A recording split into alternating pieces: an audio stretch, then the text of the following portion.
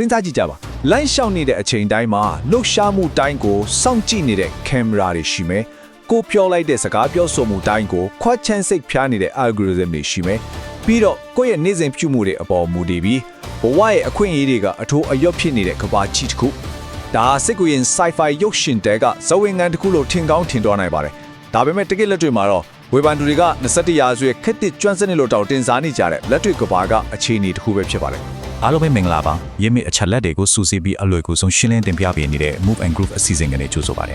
ခုနကပြောခဲ့တာတွေဟာတရုတ်နိုင်ငံရဲ့ social credit system လို့ခေါ်တဲ့စနစ်ကြီးတစ်ခုရဲ့အကြောင်းပါပဲဒီနေ့အစီအစဉ်မှာတော့လေ့လာစောင့်ကြည့်သူတွေကဒီစနစ်ကြီးဟာလူအခွင့်အရေးအပေါ်ဘယ်လိုတက်ရောက်မှုရှိနေလဲပြည်သူအချင်းချင်းစောင့်ကြည့်တိုင်းသားမှုတွေဘယ်လိုဖြစ်ပေါ်နေလဲဆိုတာကိုရင်းမြစ်တွေကနေသင်အသေးစိတ်ဆွေးနွေးတော့မှာပါအခုလိုစိတ်ဝင်စားစရာကောင်းတဲ့ခွဲခြမ်းစိတ်ဖြာမှုတွေကိုဆက်လက်ကြည့်ရှုနိုင်ဖို့ Move and Groove ကိုအခုပဲ subscribe လုပ်ထားပြီးပို့တိုက်တွန်းကြပါတယ်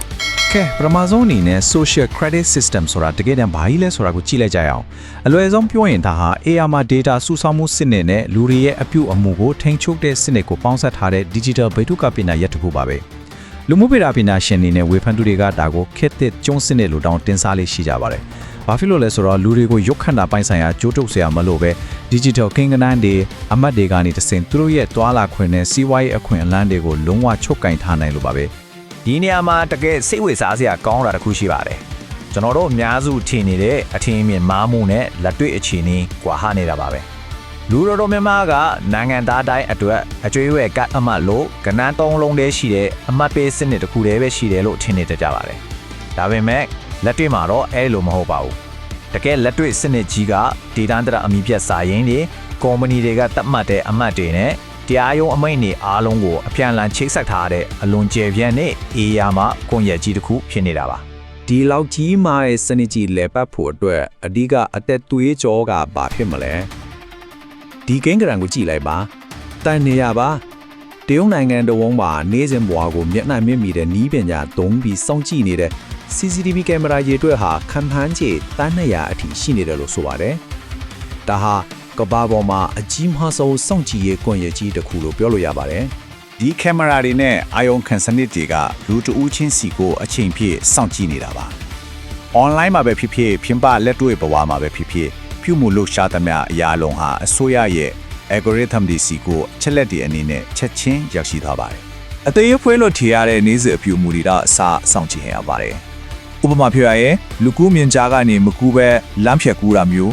ဗီဒီယိုဂိမ်းအလွန်အကျွန်းစော်တာအသက်အရွယ်ကြီးနေတဲ့မိဘတွေကိုသွားရောက်မဖြူစူတာဒါမှမဟုတ် online မှာခေါ်လာဟလာဖြတ်နေတဲ့အလုံးပါဝယ်ပါတယ်ဒီလိုအချက်တွေကြောင့်ပဲလူအခွင့်အရေးစောင့်ကြည့်ရေးဖွဲ့တွေကဒါဟာပုဂ္ဂိုလ်ရေးလွတ်လပ်ခွင့်ကိုပြင်းပြင်းထန်ထန်ချိုးဖောက်နေခြင်းဖြစ်တယ်လို့တတိပေးထားကြတာပါဒီစနစ်ကြီးရဲ့ anti မှာရည်မှန်းချက်ကိုတရုတ်နိုင်ငံတော်ကောင်စီရဲ့တရားဝင်ထုတ်ပြန်ချက်တစ်ခုမှာအခုလိုကြက်တီးထုတ်ဝယ်တွေ့ရပါတယ်ယုံကြည်စိတ်ချရသူများကိုကောင်းကင်အောက်နေရာနဲ့တွာလာခွင့်ပြုပြီးယုံကြည်မှုကင်းမဲ့သူများကတော့အခြေတလန်းလောင်းဖို့တော့ခက်ခဲစေရမည်ဆိုပြီးရေးထားတာပါဒါဟာစနစ်ကြီးရဲ့တကယ်ရည်ရွယ်ချက်ကိုအစဉ်လင်းဆုံးဖော်ပြနေတာပါပဲတကယ်လို့ဒါအမှတ်ကျဆင်သွားပြီဆိုရင်တော့ algorithm ကအလိုအလျောက်တာမှတ်ထားတဲ့ဖြစ်တံတွေက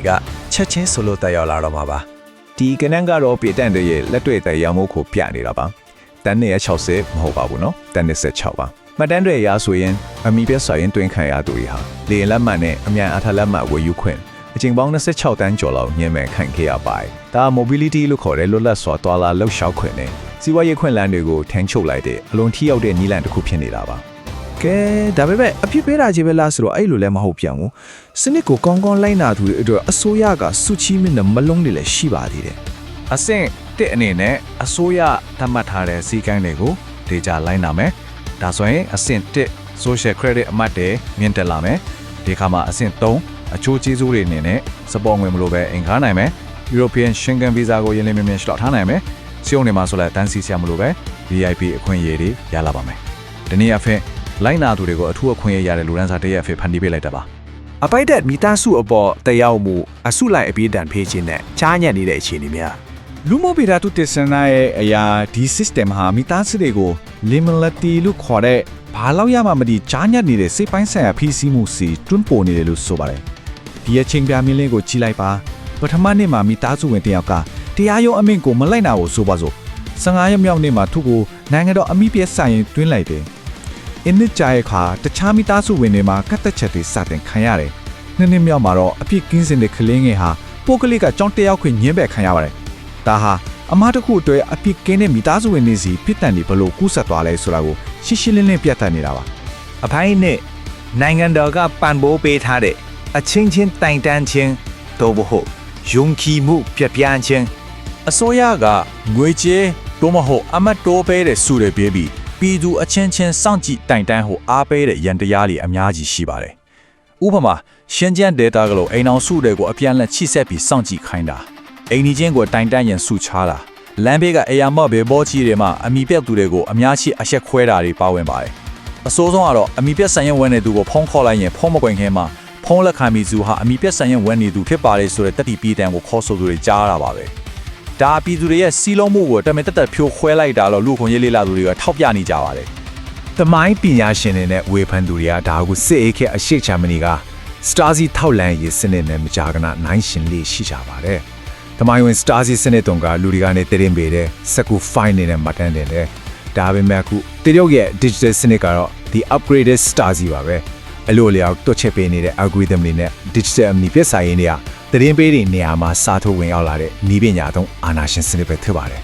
ဒီစနစ်ကြီးတစ်ခုလုံးကိုခြုံငုံကြည့်ရင်နာမည်ကြီးတသနာပညာရှင် Foucault ရဲ့ Panopticon theory အတိုင်းပါပဲ Virtual Panopticon ဆိုတာဘယ်အချိန်မှစန့်ကျင်ခံရလဲဆိုတာသိချမသိနိုင်တဲ့အခြေအနေမျိုးဖြစ်ပြီးပြစ်ဒဏ်ပေးဖို့တတ်မဟုတ်ပဲဒူးတွေကသူတို့ဘာသာအလို့လျောက်ကြောက်ရွံ့ပြီးစီကံတကြနေထိုင်လောင်ဖန်တီးထားတာပါ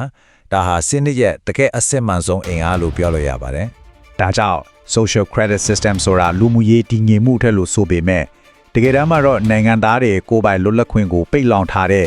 digital ဟောင်းအိမ်တစ်ခုထင်နေတာကိုတွေ့ရပါတယ်။ဒါဆိုရင်ဒီလိုစနစ်မျိုးကိုလူဖွေးစီကပဲလို့ရှုမြင်တင်တယ်လေ။ဒါတကယ်ပဲလူလောကတဲ့လိုဟတ်တဲ့စနစ်တစ်ခုလား။ဒါမှမဟုတ်ကျွန်စနစ်ရဲ့နောက်မျိုးဆက်တစ်ခုလားဆိုတာစဉ်းစားစရာပါပဲ။ ဒီနေ့တင်ဆက်မှုလေးကနေဗဟုသုတရပြီလို့ခန်းစားရရင် like လုပ်ပေးပါကြည့်ရှုသူများရဲ့အမြင်တွေကိုလည်း comment မှာဝင်ရောက်ဆွေးနွေးပေးခဲ့ကြပါဦးအခုလိုအကြောင်းအရာတွေကိုအမြဲမပြတ်တင်ဆက်ပေးနေတဲ့ Move and Group ကို subscribe လုပ်ပြီးခေါင်းလောင်းလေးကိုနှိပ်ထားဖို့မမေ့ပါနဲ့ဦးနောက်ထပ်အစီအစဉ်တွေမှာပြန်တွေ့ကြပါမယ်